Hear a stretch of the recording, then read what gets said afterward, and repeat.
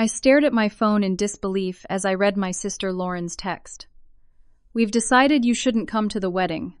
You're just too socially unfit to be around Scott's business associates. Sorry." 17 years of supporting her through everything, and this was how she repaid me.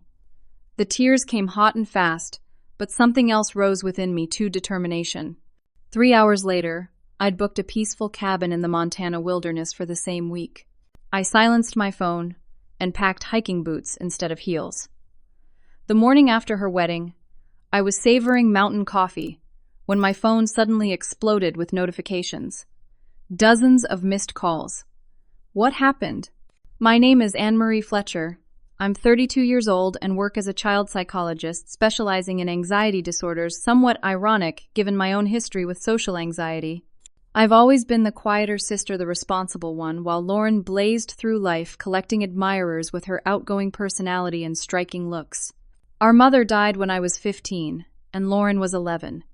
Dad worked long hours at his construction company to keep us afloat, which meant I essentially raised my sister during her formative teenage years.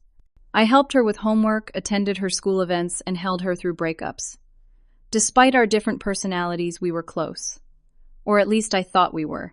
When Lauren called last year to announce her engagement to Scott Taylor, I was genuinely happy for her. Scott came from old money, as he liked to remind everyone, and worked in investment banking. Something about him always seemed off to me. The way his smile never reached his eyes when he spoke to service staff, how he constantly interrupted Lauren mid-sentence. But she was enamored with the lifestyle he provided: designer clothes, exotic vacations, an entree into Atlanta's elite social circles. "You have to be my maid of honor," Lauren gushed during our celebratory dinner. "We're thinking a spring wedding at Westbrook Estate. 400 guests, minimum." "Of course I will," I said, pushing aside my reservations about Scott. "Whatever you need." For 6 months, I was the dutiful sister. I accompanied Lauren to countless bridal boutiques, sampled 42 different cake flavors, and helped address 378 hand-calligraphed invitations. I even dipped into my savings to throw her an extravagant bridal shower that earned approving nods from Scott's mother, Patricia Taylor, a woman whose facial expressions normally ranged from mild disapproval to outright disdain. The breaking point came during the rehearsal dinner at the Westland Atlanta's most exclusive restaurant. Scott's father had reserved the entire venue for the occasion. Crystal chandeliers glittered overhead, while waiters in crisp white jackets served champagne that cost more than my monthly rent. I was seated between Scott's cousin Bradley, who kept accidentally touching my knee under the table, and his Aunt Gwendolyn, who spent 20 minutes detailing her recent facelift. The combination of Bradley's unwanted advances, Gwendolyn's graphic surgical descriptions, and the overwhelming opulence triggered my anxiety. My heart raced, palms sweated, and the room began to spin slightly. I excused myself quietly, planning to find a bathroom where I could practice the breathing exercises my own therapist had taught me. Lauren intercepted me in the hallway, her face flushed from champagne and irritation. "What are you doing?" she hissed. "Bradley's father owns half of Buckhead. Can't you just smile and nod like a normal person for one night?" "I just need 5 minutes," I whispered, feeling my chest tighten. "I'm having a small anxiety moment." Lauren rolled her eyes dramatically. "God, you're such an embarrassment sometimes. Pull yourself together before you come back. Scott's business partners are watching." She strutted back to the dining room, leaving me alone in the hallway, fighting back tears. I managed to compose myself and return to the table, forcing small talk for the remainder of the excruciating evening. 2 days later, my phone rang with Lauren's custom ringtone. "Hey, I need to talk to you about the wedding," she said, her voice oddly formal. "Sure, what's up? Did we forget something?" A long pause. "Scott and I have been talking, and we think it's best if you don't come to the wedding."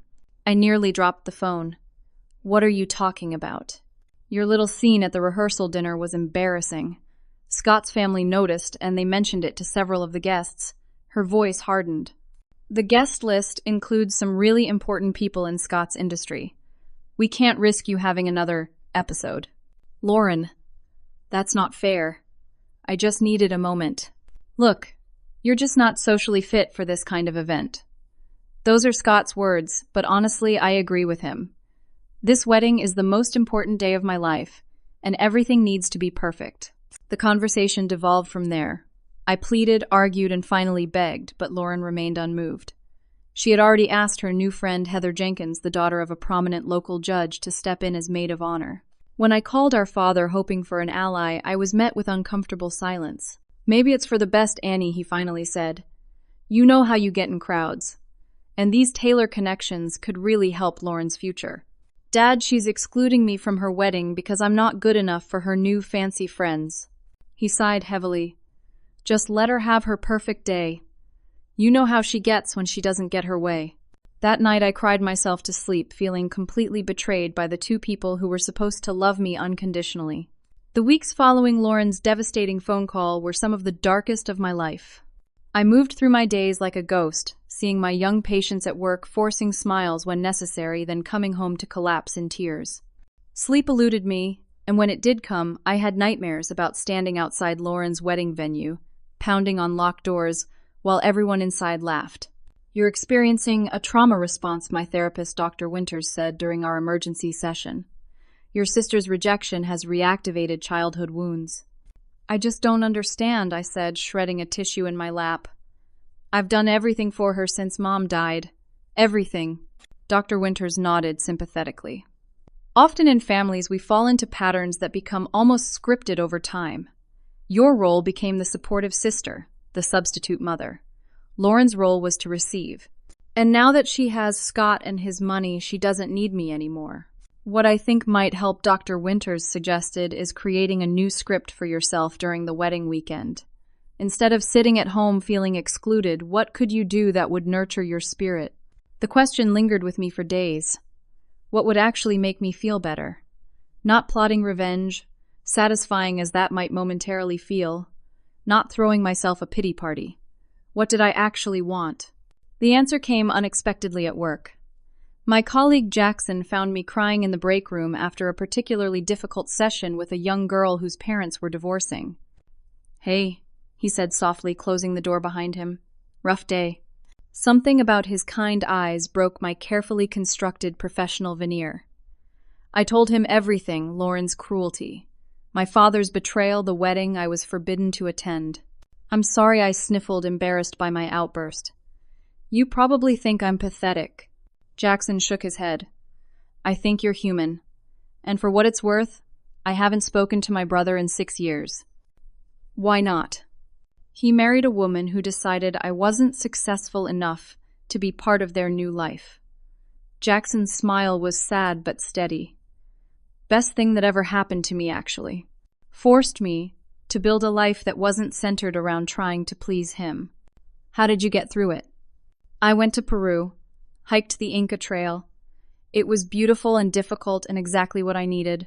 That night, I pulled up the calendar on my laptop. I had already taken off the week of Lauren's wedding, planning to help with last-minute preparations and then recover from what would undoubtedly be an exhausting weekend of forced smiles and small talk. Now those days stretched before me, empty and accusatory. My best friend Tara came over with pizza and righteous indignation when I called her with the news. She did what Tara practically shouted. "After everything you've done for her. That ungrateful little—" I know I interrupted, not wanting to hear my sister eviscerated, even though she deserved it. But now I need to figure out what to do with myself that week. Tara picked up a slice of pizza, contemplating. "What about that place you've always talked about? The mountains in Montana." Since childhood, I'd been fascinated by Montana, the vast wilderness, the mountains touching clouds, the promise of solitude and peace. It had remained a someday dream, always pushed aside by responsibilities and obligations, by Lauren's needs. "That's actually not a bad idea," I said slowly. An hour and several glasses of wine later, I'd booked a small cabin in the Montana wilderness, an hour from the nearest town. The photos showed a rustic but comfortable interior, a porch overlooking mountain views and hiking trails starting right at the doorstep. For the first time since Lauren's call, I felt a flicker of excitement. The night before my departure, as I was packing my hiking boots and journal, my phone pinged with a text from Lauren. My heart jumped. Hopefully, perhaps she'd reconsidered. The message crushed that hope instantly. "Just so you know exactly why you can't come. You never know the right thing to say. You get all weird and quiet around new people. You dress like someone's sad librarian aunt. You'd make everyone uncomfortable with your anxiety issues. I'm doing you a favor by not putting you through this. You should thank me. I sat on the edge of my bed phone, clutched in trembling hands as tears blurred my vision. Then something unexpected happened. The sadness transformed into clarity, sharp and bright as a Montana morning. I took a screenshot of the message, then blocked Lauren's number. A quick check of social media revealed she had already blocked me there too. According to my cousin, Paige, Lauren had instructed family members not to share wedding photos with me to spare my feelings. The next morning, I boarded my flight to Montana. As the plane lifted off, I imagined myself rising above the toxic patterns that had defined my relationship with Lauren for too long. For the first time in 17 years, I was choosing myself. The drive from Bozeman Airport to my rented cabin wove through increasingly spectacular scenery. Rolling hills gave way to dramatic mountains still capped with snow despite the June warmth. Pine forests stretched in every direction, occasionally broken by meadows bursting with wildflowers. The knot that had lived in my chest since Lauren's rejection began to loosen with each mile. Ruth Bennett, the cabin owner, met me at the property with a warm smile that crinkled the corners of her weathered face. Somewhere in her 60s, she had the sturdy build and confident movements of someone who'd spent a lifetime in these mountains. "You look like you've been through the ringer, honey," she said, leading me up the porch steps. "Most folks who book this place solo either just got divorced or lost someone." "Is it that obvious?" I asked, managing a small laugh. Ruth patted my shoulder. "The mountains have a way of calling to people who need healing. They'll take good care of you if you let them." The cabin was perfect, rustic, but clean, with large windows framing the mountain view. A river burbled within walking distance, its constant music filtering through the pines. After Ruth left, promising to check in a few days later, I stood on the porch breathing deeply. The air smelled of pine and wildflowers, nothing like Atlanta's humid city scent. I unpacked, methodically arranging my hiking clothes in the small dresser, placing my journal and the books I'd brought on the bedside table. There was something soothing about creating order in this new space that belonged temporarily only to me. As dusk fell, I made a decision that both terrified and exhilarated me. I turned off my phone completely. No messages, no social media, no constant digital tether to the world I'd left behind. The silence that followed felt like its own presence in the room, not oppressive, but expansive, full of possibility. The next morning, I awoke to sunlight streaming through the cabin windows and the sound of birdsong. No alarm, no immediate responsibilities, no anticipatory dread about what crisis Lauren might manufacture today. I made coffee using the simple percolator on the stove and took it outside to the porch where a family of deer grazed peacefully at the forest edge. I spent that first day exploring the immediate surroundings, following a trail that wound alongside the river. The physical exertion of hiking felt cleansing my body, working in harmony with the landscape rather than fighting against it. By afternoon, I'd reached a small waterfall cascading into a clear pool. I sat on a sun-warmed rock, removed my boots, and dangled my feet in the cold water, laughing aloud at the simple pleasure. That evening, I built a small fire in the fire pit outside the cabin and cooked a simple dinner of pasta and vegetables on the cabin stove. As I ate on the porch, watching the sunset paint the mountains gold and pink, I realized I hadn't thought about Lauren's wedding for several hours. A small victory. On my second day, I attempted a more challenging trail that Ruth had marked on a map for me. The path climbed steadily through pine forest before opening onto a rocky slope that required careful footing. Halfway up, I heard someone call out behind me. "The view's worth the climb, I promise." I turned to see a woman about my age making her way up the trail. She had curly auburn hair pulled into a practical ponytail and a smattering of freckles across her nose and cheeks. "I'm taking your word for it," I called back, pausing to catch my breath.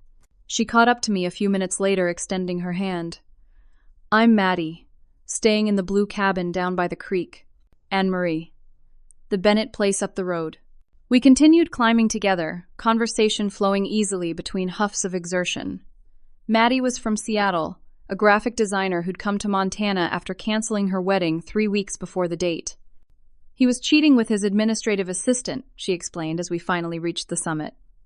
Classic right, like he couldn't even be original in his betrayal. The view momentarily stunned us both into silence.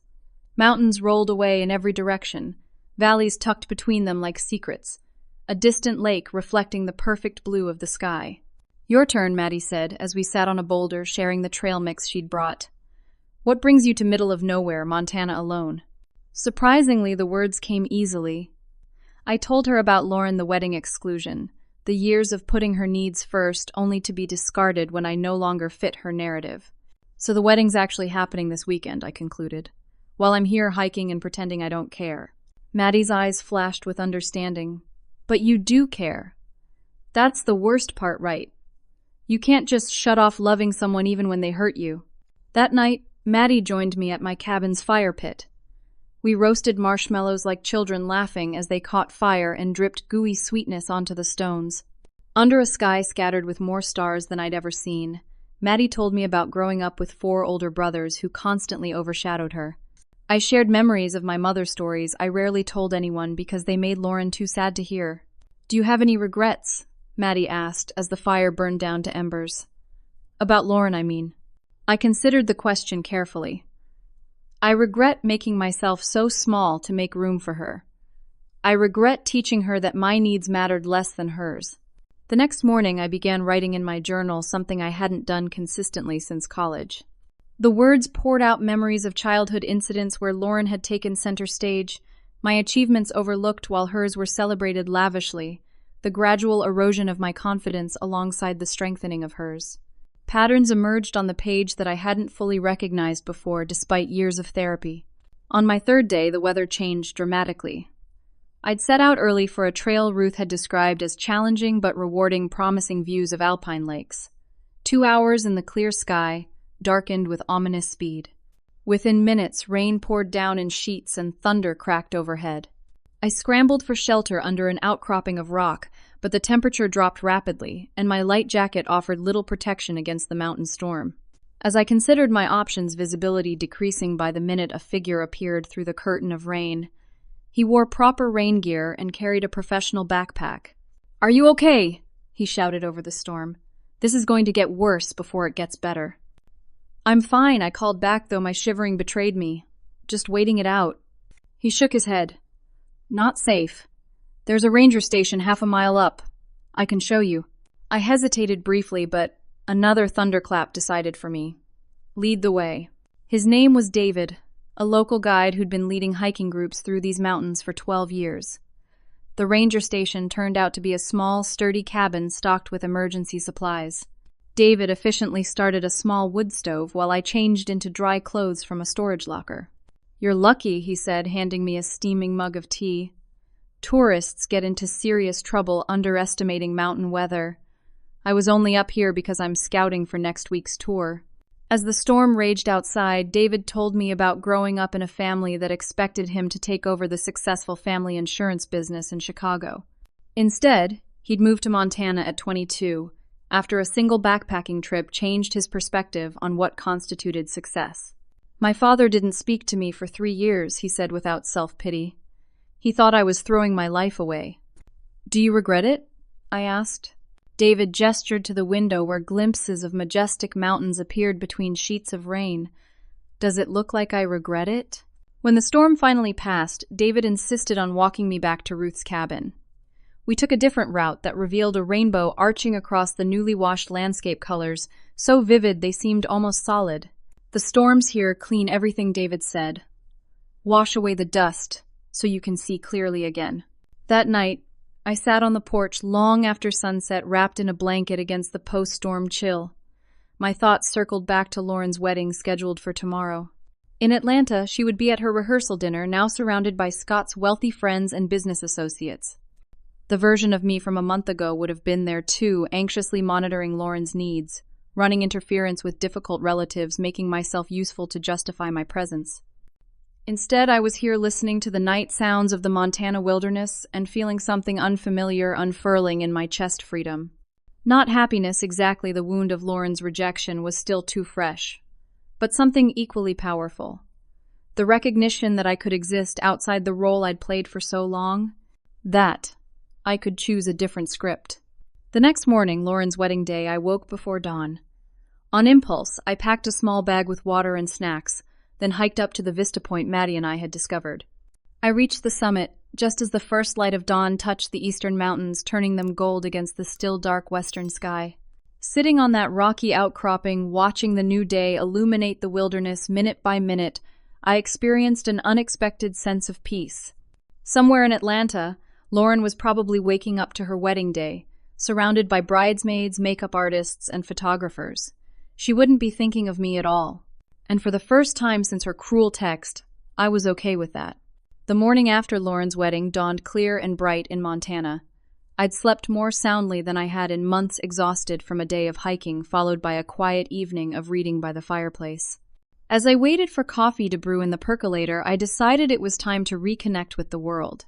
Lauren would be married now, probably heading off to her honeymoon in the Maldives, and I could begin the process of figuring out what our relationship might look like going forward, if anything. I powered on my phone, expecting perhaps a few texts from Tara or other friends checking in. Instead, the device vibrated continuously for nearly a full minute as notifications flooded in. 47 missed calls, 63 text messages, 29 voicemails. The earliest timestamp was from around 9 o'clock the previous evening, right when Lauren's reception would have been in full swing. My hands trembled slightly as I opened the first text from my cousin Paige. "Oh my God, where are you? Everything's a disaster. Call me as soon as possible." The next was from my father. "Annie, I need you to call me right now. Emergency with the wedding." With growing alarm, I scrolled through message after message, each more frantic than the last. Words jumped out at me. Disaster police humiliated. Scott exposed Lauren hysterical. I called Paige first, my heart pounding. Finally, she answered on the first ring. "Where have you been? We've been trying to reach you since last night." My phone was off. "What happened? Is Lauren okay?" Paige laughed, a slightly hysterical sound with no humor in it. "Physically, yes. Emotionally, complete meltdown. The wedding was a total catastrophe, Annie. Like historic levels of disaster." "Slow down," I said, sinking onto a kitchen chair. "Start from the beginning." According to Paige, everything had seemed perfect until midway through the reception. The ceremony went flawlessly. Lauren looked stunning in her designer gown. Scott appeared appropriately adoring. 400 guests filled the Westbrook Estate's grand ballroom, dining on gourmet food and drinking top-shelf liquor. Then, during the father-daughter dance, 3 men in suits entered the ballroom and approached Scott. They spoke briefly, their expressions grim. Scott's face drained of color. He tried to leave, but the men blocked his path. Voices raised. Guests turned to stare. Next thing we know, Scott's screaming that he's being set up, and one of the men announces to the entire reception that he's from the district attorney's office. Paige continued. Turns out Scott's been under investigation for some kind of investment fraud for months. His whole wealth image was completely fake. My free hand flew to my mouth. What? It gets worse. His important business associates, most of them were actors he hired for events to make himself look connected. He's massively in debt. He was using Lauren's wedding to find new investors for his Ponzi scheme. The percolator bubbled forgotten on the stove as Paige continued unspooling the unbelievable story. The final devastating blow came when Heather, my replacement as maid of honor, stepped forward during the commotion and revealed she'd been having an affair with Scott for months. She'd believed his promises that he was only marrying Lauren for her family connections and would divorce her after a year. Lauren completely lost it, Paige said. She attacked both of them right there on the dance floor. Your dad and 3 uncles had to pull her off. The police came when Scott tried to take the gift envelopes before leaving. I struggled to process the torrent of information. Where's Lauren now? At your dad's house. She's been asking for you since last night. Between sobs, she keeps saying she should have listened to you about Scott all along. After promising Paige I'd call my father next, I hung up and walked unsteadily to the porch, needing fresh air to clear my head. The mountains stood solid and unchanging in the morning light, a stark contrast to the chaos unfolding back home. My father answered on the second ring, his voice rough with exhaustion. Annie, thank God. We've been worried sick. I'm fine, Dad. I've been in Montana. My phone was off. I took a deep breath. How bad is it? His heavy sigh told me everything. Bad. The venue is threatening to sue us for damages. Scott apparently paid them with a bad check, and Lauren broke an antique vase worth thousands during her episode. The caterer and photographer haven't been paid either. And that's just the financial side. What do you mean? Someone recorded everything on their phone. It's all over social media already. Local news picked it up because of the fraud angle. They're calling it the wedding of deception. Everyone in Atlanta is talking about it. My mind reeled at the public humiliation Lauren must be feeling. Despite everything, my heart ached for her. The perfect day she'd been so obsessed with had transformed into a nightmare witnessed by hundreds and now being dissected by thousands more online. "How's Lauren?" I asked softly. "Not good. She hasn't stopped crying since last night. She keeps asking for you. Says you were right about Scott all along." A text came in from Tara as I was talking to my father. "Check this link. It's gone viral." The link led to a video titled "Fraudster Groom Exposed at Atlanta Society Wedding." Even the thumbnail image was painful. Lauren's tear-streaked face makeup ruined, being physically restrained while she screamed at Scott and Heather. "Dad, I'll come home," I heard myself saying. "I can get a flight out tomorrow."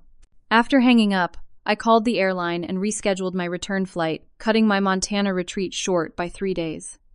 As I packed, more details continued to emerge through a barrage of texts and calls. Scott's deception went deeper than anyone had realized. His supposed family wealth was entirely fabricated.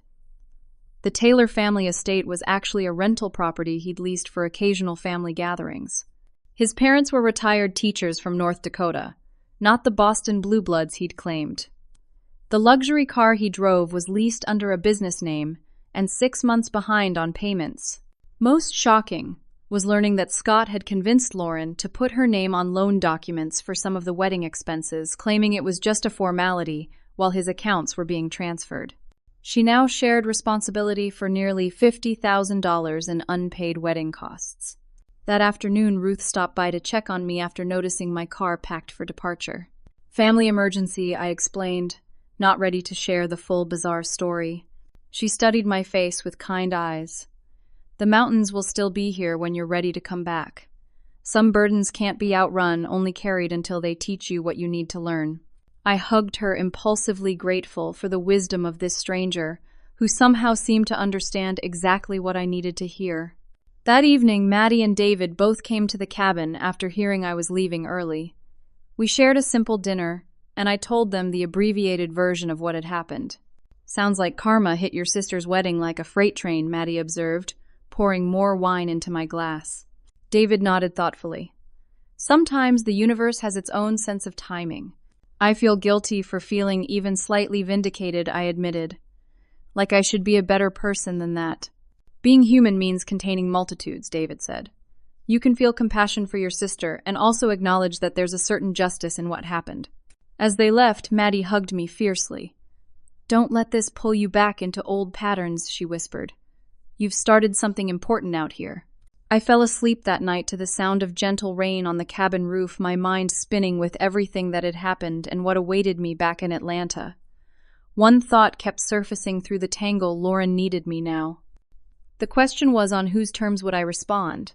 The Atlanta humidity hit me like a wet blanket as I exited the airport terminal. After 6 days in Montana's crisp mountain air, the heavy heat felt oppressive, wrapping around me like an unwelcome embrace.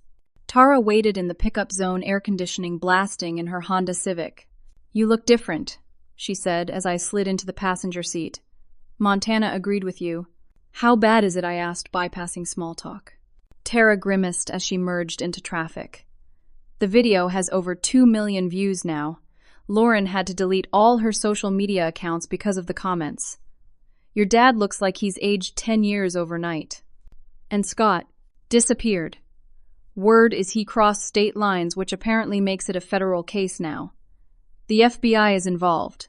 I stared out the window at the familiar Atlanta skyline, trying to reconcile the peaceful self-discovery of my mountain retreat with the chaos I was driving toward. "Are you sure you want to go straight to your dad's?" Tara asked. "You could crash at my place first. Get your bearings." I shook my head. Better to face it head on. My father's modest suburban home had never seemed smaller than when I walked through the front door that afternoon. Relatives filled the living room in crisis mode. Aunt Susan making endless pots of coffee. Uncle Jim on the phone with his attorney friend cousins huddled over laptops researching fraud victims' rights. The atmosphere crackled with tension and exhaustion. Dad emerged from the kitchen disheveled and bleary-eyed. When he saw me, his face crumpled. "Annie," he said, voice breaking as he pulled me into a hug. "Thank God you're here." Over his shoulder, I saw Lauren appear in the hallway. She looked nothing like the polished, confident sister I knew. Her face was puffy from crying hair pulled back in a messy ponytail, wearing what appeared to be our father's old sweatpants and a t-shirt. "Anne-Marie," she said in a small, disbelieving voice. "You actually came." The room fell silent, everyone watching our reunion with undisguised interest. I disengaged from Dad's embrace and faced my sister directly. "Of course I came." Lauren burst into fresh tears and rushed toward me, nearly knocking me over with the force of her hug. "I'm so sorry," she sobbed into my shoulder. "You were right about everything. I should have listened to you." I patted her back awkwardly, acutely aware of our audience. "Let's talk somewhere private." Dad's study offered the only available privacy. Once inside with the door closed, Lauren collapsed into the leather desk chair, looking utterly defeated. "Everything's ruined," she said flatly. "My life is over." I took a breath, weighing my words carefully. "It's not over. It's just not the life you thought you were getting." Scott played me for a complete fool. I believed everything he said. That his family had connections that would help my interior design business. That we'd split time between Atlanta and their supposed summer house in the Hamptons. She laughed bitterly. "There is no summer house. There's nothing." "What about the loans he convinced you to take out?" Lauren's face crumpled. $47,000. The venue, the flowers, the band, all in my name because his accounts were supposedly being transferred. I'll be paying it off for years. Despite everything, compassion welled within me. My sister looked truly broken, her carefully constructed image of perfection shattered beyond repair. "We'll figure it out," I said, surprising myself with the words. "One step at a time." Our conversation was interrupted by Aunt Susan knocking on the door. "The police are here again," she said grimly. "They have more questions about Scott's finances." The next few hours passed in a blur of police interviews, family discussions, and phone calls. I learned that beyond the wedding disaster, Lauren faced potential legal problems if she couldn't prove she was an unwitting victim of Scott's schemes rather than a participant. The district attorney was building a case against Scott for defrauding multiple investors, using the promise of his family connections to extract hundreds of thousands of dollars. As evening fell, the house gradually emptied of extended family, leaving just me, Lauren, and our father, sitting shell-shocked in the living room. "I never should have taken her side against you, Dad," said suddenly, breaking the heavy silence. "I was so impressed by Scott's supposed wealth and connections. Thought he was Lauren's ticket to a better life than I could provide for either of you." "It's fine, Dad." "No, it's not," he insisted. "I chose appearances over my own daughter. I was wrong, and I'm sorry." His simple apology unleashed something I hadn't realized. I'd been holding back tears. Not for Lauren's situation, but for my own hurt at being so easily discarded by my family. Lauren watched me cry with a strange expression. "You should hate me," she said. "If I were you, I'd never speak to me again." I considered it, I admitted, wiping my eyes. "When I got your text listing all my social failings, I almost blocked you permanently." Lauren flinched. "I was horrible to you. There's no excuse." "Actually, I think we need to talk about that," I said, finding strength in the clarity I'd gained in Montana. "Because it wasn't just the wedding. It's been a pattern our whole lives." "What do you mean?" Dad asked. I took a deep breath. "Lauren, you've always seen me as an extension of yourself, useful when I serve your needs, disposable when I don't. And Dad, you've enabled it because it was easier than confronting the dynamic." Lauren started to protest, but I held up my hand. "Let me finish. I've spent years accommodating your anxiety about being alone, your need to be the center of attention, your financial emergencies. I've rearranged my life countless times to support you. And the one time I needed understanding for a medical condition I can't control, you threw me away." "I wasn't thinking clearly," Lauren said defensively. "Scott had me convinced that his business deals depended on the right social connections at the wedding. That's not the point. The point is that you believed I was dispensable, an embarrassment, and that revealed how you truly see me." Dad shifted uncomfortably. "Annie, maybe now isn't the time." It's exactly the time I cut in, surprising all of us with my firmness. Because I'm not going to pretend everything's fine just to make everyone comfortable. Not anymore. What might have escalated into a family argument was interrupted by my cousin Paige bursting through the front door without knocking. "You guys need to see this," she said urgently, holding up her tablet. "It just posted online." The screen showed a local news website with the headline, "Exclusive Inside the Fraudulent Fairytale Wedding That Ended in Handcuffs." Below was a detailed account of Lauren's relationship with Scott, including quotes from a source close to the bride, describing her as desperate to climb the social ladder and willing to cut ties with family members who didn't meet her new social standards. "That's not what happened," Lauren protested, scrolling frantically through the article. "Who would say these things about me?" The article continued. Sources report that Taylor deemed her own sister socially unfit to attend the wedding, citing concerns about her embarrassing anxiety disorder. My blood ran cold. The phrasing was too specific to be coincidence. "Lauren," I said slowly, "who exactly did you tell about my exclusion from the wedding?" Her face flushed. "Just a few people. Heather, obviously. And some of the bridesmaids. And I might have mentioned something to Scott's friends when they asked why my maid of honor had changed. You told Scott's friends I was mentally unstable. The betrayal cut deeper than I could have imagined." Lauren had the grace to look ashamed. "I didn't use those words exactly." "Then what words did you use?" She wouldn't meet my eyes.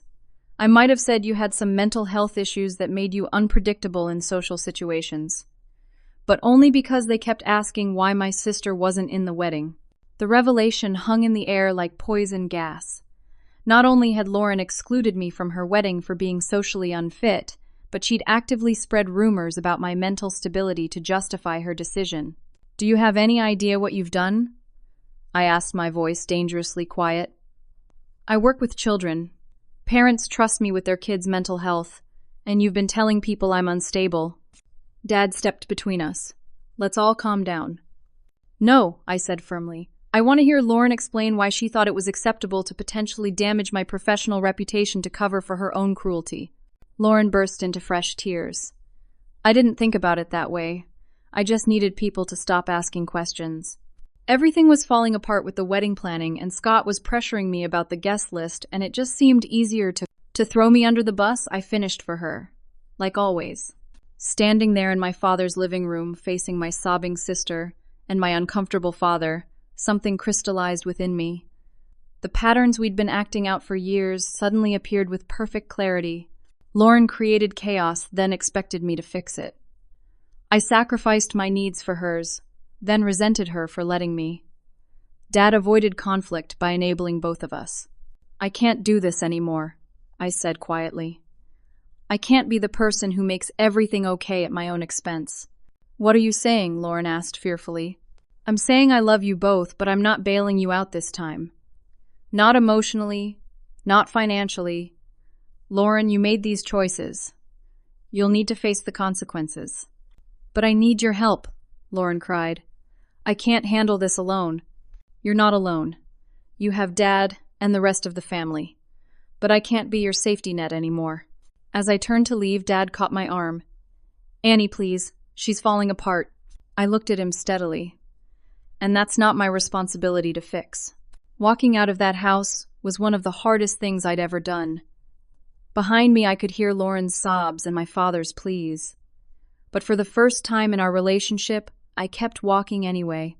The fallout from Lauren's wedding disaster followed me back to work the next day. As I walked through the children's mental health clinic, where I'd built my career over the past 7 years, I noticed odd glances from colleagues and hushed conversations that stopped when I approached. My first clue that something was seriously wrong came when my morning appointments had all been reassigned to other therapists. "Dr. Winters wants to see you in her office." "Our receptionist," Janelle said, not quite meeting my eyes. Dr. Winters wasn't just my former therapist. She was now the clinic's director. My stomach dropped as I made my way to her office. Dr. Winters' expression was grave as she gestured for me to sit down. "Anne-Marie, we have a situation," she began without preamble. "Over the weekend, several parents called to express concerns about your continuing to treat their children." "What? Why?" She slid a printout across her desk.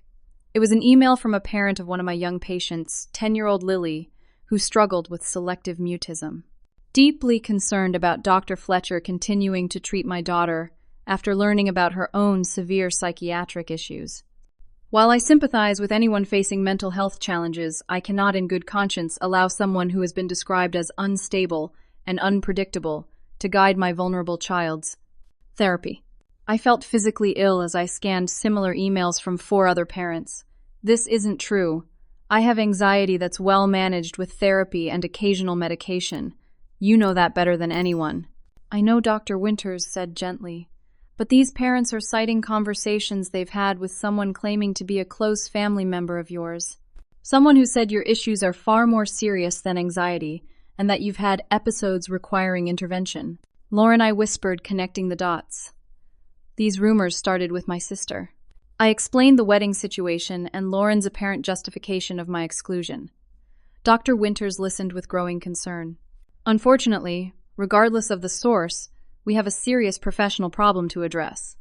The clinic board has requested that you take administrative leave while we investigate these claims. You're suspending me based on gossip. We're required to look into any claim that might impact patient care. I've scheduled an emergency board meeting for tomorrow morning.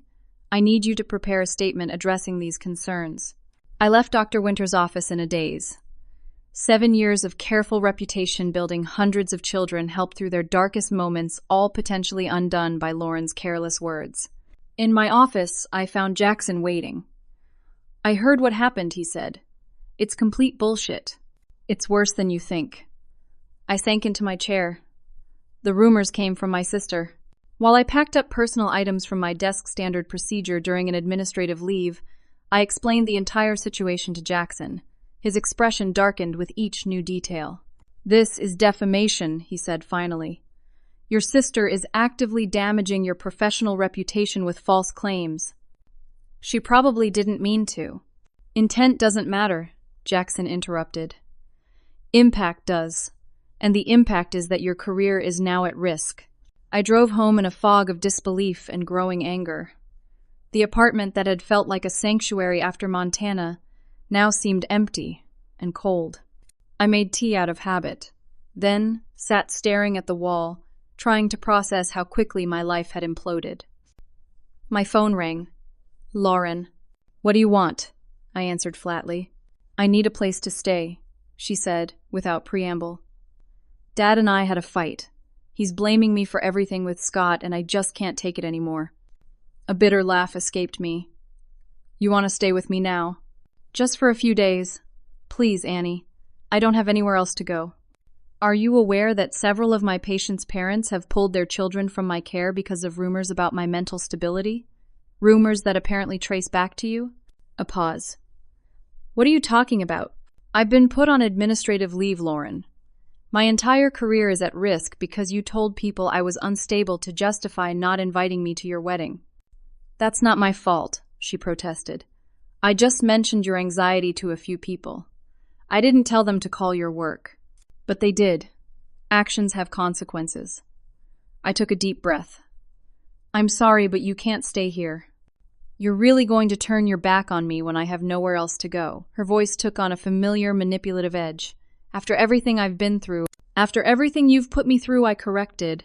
Yes, fine. Lauren snapped her tone, shifting from pleading to threatening with whiplash speed. But just so you know, if you're going to blame me for your work problems, maybe I should tell them what you were really like growing up. All those panic attacks in public? That time you couldn't leave the house for 3 days? How you used to cry yourself to sleep? I gripped the phone tighter. Are you threatening me? I'm just saying, if you're going to ruin my life by not helping me when I need it, maybe I shouldn't protect you anymore either. Something inside me snapped not in anger, but in clarity. This was who my sister truly was. Not just selfish or thoughtless, but capable of deliberate cruelty when she didn't get her way. Lauren, I'm going to record this conversation now, I said calmly, putting my phone on speaker and starting a recording app on my second phone. Please repeat what you just said about ruining my career if I don't let you stay with me. What I didn't, I wasn't, she sputtered. Yes, you were. You were threatening to spread more damaging information about me professionally if I don't do what you want. That's blackmail. You're twisting my words. No, I'm finally hearing them clearly. Goodbye, Lauren. I ended the call and sat in the sudden silence of my apartment, trembling but oddly peaceful. The choice I'd been struggling with since Montana had just been made crystal clear. The next morning, I met with Jackson for coffee before my board meeting. He'd brought his sister Amanda, an attorney specializing in defamation cases. Based on what you've told me, Amanda said, after hearing the full story, you have a strong case for defamation with special damages. Your sister's false statements about your mental health have directly impacted your professional standing and income. I don't want to sue my sister, I said automatically. Maybe not, Amanda replied. But you do need to protect yourself. I recommend we send a cease and desist letter, documenting the false statements and demanding retraction to everyone she spoke with. We should also prepare a formal statement for your clinic board with documentation of your actual mental health history. I have my treatment records I offered. Dr. Winters has been treating my anxiety for years. She can verify it's well managed and has never interfered with my work. Perfect. And that recording from last night? Keep it safe. It demonstrates malicious intent. With Amanda's help, I prepared for the board meeting with a comprehensive packet detailing my actual diagnosis, treatment history, and letters from colleagues attesting to my professional conduct. The recording of Lauren's threat was submitted as evidence of the personal nature of the allegations. The board meeting was tense but ultimately productive. Dr. Winters advocated strongly on my behalf, presenting years of exemplary performance reviews. 3 hours later, I was cleared to return to work. Though some parents had permanently transferred their children to other therapists, professional relationships I'd likely never rebuild. As I left the clinic, emotionally drained but vindicated, my phone pinged with a text from an unknown number. This is David from Montana. Ruth gave me your number. Just checking if you're okay after everything. The mountains miss you. For the first time in days, I smiled. Something about that simple message from a virtual stranger who'd seen me at peace, rather than in crisis, felt like a lifeline to a different possible future. That evening, Amanda delivered the cease and desist letters to everyone Lauren had spoken with about my mental health, including Scott's friends and the bridesmaids. The clinic sent formal communications to concerned parents, clarifying that the rumors were unfounded. The legal action provoked an immediate and furious response from Lauren, who showed up at my apartment unannounced, pounding on the door. Legal letters. Really, Anne-Marie? You're threatening to sue your own sister. I opened the door, but blocked the entrance. I'm protecting my career from your lies. I was upset. People say things when they're upset. You deliberately spread rumors about my mental health to justify excluding me from your wedding. Then you threatened to spread more if I didn't let you stay here. That goes beyond being upset. Lauren's face contorted with rage and desperation. Fine. You want to play hardball? I'll tell everyone about that time in college when you couldn't leave your dorm room for a week. About how Dad had to come get you because you were too anxious to function. I'll make sure every parent at your clinic knows exactly how fragile you really are. I held up my phone, which had been recording since I heard her voice in the hallway. Thank you for providing more evidence of malicious intent to damage my reputation. The color drained from Lauren's face. You're recording me. Georgia is a one-party consent state, completely legal. For perhaps the first time in her adult life, Lauren was speechless. I continued, my voice steady. I don't want to sue you, Lauren. You're my sister, and I love you. But I will not allow you to destroy my career because you're lashing out. The letters require you to contact everyone you spoke with and retract your statements. If you do that, we can move forward. Or what she challenged, though her voice lacked conviction. Or we'll proceed with a defamation suit and I'll play these recordings in court. Lauren stared at me for a long moment, seeing something new in my expression resolve. Finally, she nodded stiffly. Fine, I'll make the calls. As she turned to leave, I caught her arm. Lauren, this isn't just about the legal issues. We need to address the patterns that got us here. Both of us. What does that mean? It means I think we both need help. Real help. Lauren pulled away. I don't need therapy if that's what you're suggesting. Look at where we are right now, I said softly. Look at what we've done to each other. Do you really think this is healthy? She had no answer for that, and I watched her walk away down the hall, shoulders hunched in defeat. The victory felt hollow. That night, as I reviewed my case notes for the patients I would see tomorrow, I came across my therapy journals, the ones I'd kept at Dr. Winter's suggestion to track patterns in my anxiety. Curious, I flipped back to entries from our teenage years after Mom died. What I found gave me pause. Entry after entry described Lauren's escalating behavior whenever I received attention or praise, her sudden emergencies when I was preparing for important events, the cruel comments when I succeeded at something. Through the lens of my adult understanding, a pattern emerged that I'd never fully recognized before. Lauren's actions stemmed not from malice, but from deep insecurity and fear of abandonment after our mother's death. This realization didn't excuse her behavior, but it offered a new perspective on our relationship, one that would significantly impact my next steps. 6 months after Lauren's wedding disaster, I sat in the waiting room of Dr. Winter's private practice office. Not as her patient this time, but waiting for the conclusion of Lauren's session. After weeks of legal back and forth, we had reached an unusual resolution. Rather than pursuing the defamation case through the courts, Lauren had agreed to attend therapy and make formal retractions to everyone she'd spoken to about my mental health. The door opened and Lauren emerged looking emotionally drained but somehow lighter. Dr. Winters followed, giving me a subtle nod, our prearranged signal that things were progressing well. "Coffee," I suggested to Lauren. She nodded and we walked silently to a nearby cafe. This had become our routine over the past 3 months.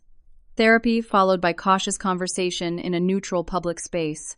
We were rebuilding our relationship from the ground up, brick by careful brick. "Dr. Winters wants me to show you something," Lauren said once we were seated with our drinks. She pulled out a notebook and slid it across the table. My therapy homework. She had me write about my earliest memories of feeling jealous of you. I hesitated before opening it. "Are you sure?" "Please." The notebook contained Lauren's handwritten account of being 7 years old, watching me receive praise from our mother for good grades while her own report card was merely acknowledged. Page after page detailed moments when she had felt overshadowed by her perfect older sister, perceptions that bore little resemblance to my own memories of constantly trying to measure up to Lauren's natural charm and social ease. "I had no idea you felt this way," I said, closing the notebook. "I didn't either, not consciously," Lauren admitted. "Dr. Winters helped me see that after Mom died, my insecurity got worse. Dad was so focused on keeping the business afloat, and you became the responsible one. I felt like I had to be exceptional just to be noticed. So you made sure you were always the center of attention." She nodded, eyes downcast. "And when that didn't work, I'd create problems for you to solve because, at least then, I knew you wouldn't leave me too." The insight didn't erase the hurt of the previous months, but it contextualized it. My sister hadn't excluded me from her wedding out of simple cruelty. She'd done it because Scott and his world had temporarily filled the void of validation she'd been seeking since childhood. "I have something to tell you too," I said, changing the subject. "I've given notice at the clinic." Lauren's eyes widened. "Because of what happened? Because of me?" "Not exactly. After everything that happened, I did a lot of thinking about what I really want from my life and career. I'm starting my own practice specializing in family trauma and anxiety disorders in young adults." Wow, that's amazing, Annie. "I've already found a small office space. My supervisor at the clinic is referring several patients and Jackson is joining me as a partner." What I didn't mention was the other motivation for this change, the freedom to set my own schedule, including regular trips back to Montana. David and I had been talking almost daily since I'd returned to Atlanta. What had started as friendly check-ins had gradually evolved into something deeper, a connection based on mutual understanding and genuine interest rather than need or obligation. Our conversation shifted to practical matters. The legal aftermath of Scott's fraud was ongoing. He had eventually been arrested in Florida, attempting to run a similar scheme under a new identity. The district attorney had worked with Lauren to reduce her financial liability after confirming she was another victim rather than an accomplice. Our father had sold his prized fishing boat to help cover some of the wedding debts, a concrete acknowledgement of his role in enabling the situation. He and Lauren had begun their own healing process, establishing boundaries that should have been set years ago. "There's one more thing," Lauren said as we prepared to leave. "I've been offered a job in Chicago, a legitimate interior design position with a corporate firm. That's a big move. I think I need it. A fresh start somewhere. I'm not the fraud wedding girl. She fidgeted with her coffee cup. Are you going to be okay with that? With me being far away? 6 months earlier, I might have worried about abandonment or felt responsible for her well-being in a new city. Now I felt only a gentle, supportive concern. I think it's a great opportunity, and Chicago's just a flight away. Lauren's eyes filled with tears. I don't deserve your forgiveness. It's not about deserving, I said carefully. It's about choosing a different way forward. 1 year after Lauren's wedding day, I returned to Ruth Bennett's cabin in Montana. The mountains welcomed me like old friends, unchanged and solid against the bright summer sky. Ruth greeted me with a knowing smile and a warm hug. I had a feeling you'd be back, she said, handing me the cabin key. Some people visit the mountains.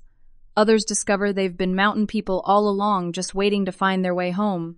That evening, sitting on the porch with David watching the sunset paint the peaks gold and pink, I opened my laptop to show him something. It's officially launched, I said, navigating to my new professional website, Breakthrough Family Therapy, specializing in anxiety and family systems. David squeezed my hand. I'm proud of you. I couldn't have done it without this place, I admitted. Without the perspective I gained here. The mountains have that effect, he agreed. They show you how small your problems are in the grand scheme, but also how significant your choices can be. My phone pinged with a text from Lauren, now settled in her Chicago apartment. First client meeting went great. Supervisor loved my ideas. Miss you, but doing well. I smiled as I typed a reply. Never doubted you. Call this weekend. Later that night, I wrote a letter I'd been composing in my mind for months, not to Lauren or my father, but to my younger self. The frightened girl who believed her value lay in what she could do for others. The woman who had come to these mountains a year ago, heartbroken and lost. Dear Anne-Marie, I wrote, the journey you're about to take is painful but necessary. Through rejection, you'll find acceptance of yourself. Through betrayal, you'll discover loyalty to your own needs and boundaries. Through loss, you'll gain something precious, your voice. The mountains are waiting to show you how strong you already are. All you need to do is climb. The next morning, I hiked to the summit where I'd watched the sunrise on Lauren's wedding day. The vista stretched before me, valleys and peaks in every direction, beauty so vast it made my heart ache. I thought about the long, complicated journey that had brought me back to this spot. My relationship with Lauren would never be what it once was, but perhaps it could be something healthier, built on honesty rather than obligation, mutual support rather than codependence. My career had taken an unexpected turn, leading me to work that felt more authentic and purposeful. And standing on this mountain, I finally felt completely comfortable in my own skin, not defined by anyone else's expectations or needs. The greatest revelation of the past year wasn't that Lauren had betrayed me or that I had found the strength to stand up for myself. It was the understanding that true family, whether blood relations or chosen connections, is built on respect and acceptance, not obligation. Sometimes the most loving thing we can do for others is establish boundaries that allow everyone to grow. As I stood on that mountain peak watching eagles soar on thermal currents, I realized that the peace I'd found wasn't just about escaping old patterns. It was about creating new ones. Patterns of self-respect, authentic connection, and the courage to define my own worth. The journey hadn't been easy, but standing here now, I wouldn't change a single step of the path. What about you? Have you ever had to set difficult boundaries with someone you love? How did you find the strength to prioritize your own well-being while still maintaining compassion? I'd love to hear your stories in the comments below. And if this story resonated with you, please like, subscribe, and share it with someone who might need to hear that it's okay to choose their own happiness sometimes. Thank you for joining me on this journey, and I wish you the courage to climb your own mountains, whatever they may be.